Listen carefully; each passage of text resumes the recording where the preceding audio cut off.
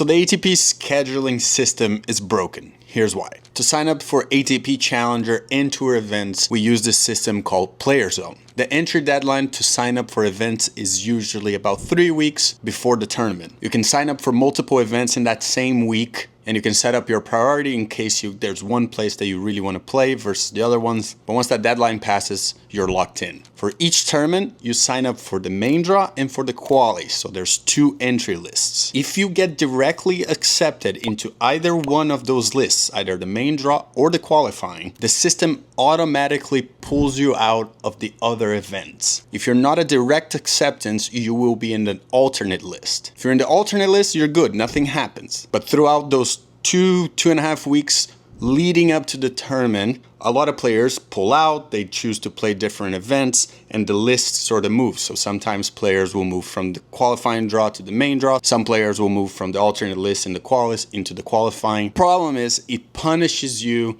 if you are trying to play bigger events, playing up. Very simple example. This week, I'm playing a 75K Challenger in Granby, Canada. At the same week, there's also an ATP 250 in Los Cabos. After the entry deadline, a lot of players pulled out of Los Cabos. As a result, the list moved a lot, but all the players who were already directly accepted here in Granby main draw or qualis were automatically pulled out of the list in Los Cabos. Some of the players in Granby would have gotten into the main draw in Los Cabos. Now you might say, just don't sign for the Challenger if you know the Los Cabos list is going to be weak, but the problem is we don't know. And if you take the risk going to the tour level event and you don't get in, then you cannot play a Challenger, you cannot play anything that week. It's an unnecessary gamble that players have to make because of a flaw in the system. The ATP technically incentivizes players to go play up. They even increase the points in ATP Tour events and decrease the points in Challengers in order to nudge players into going into bigger events and maybe taking that risk. But the system creates a risk that often punishes players. You as a player should be able to stay in the main draw or the qualifying draw of the Challenger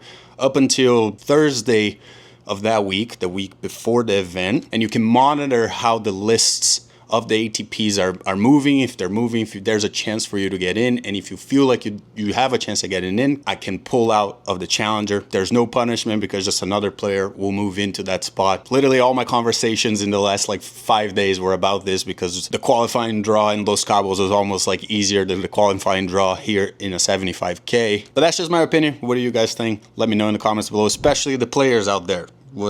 How do we fix this?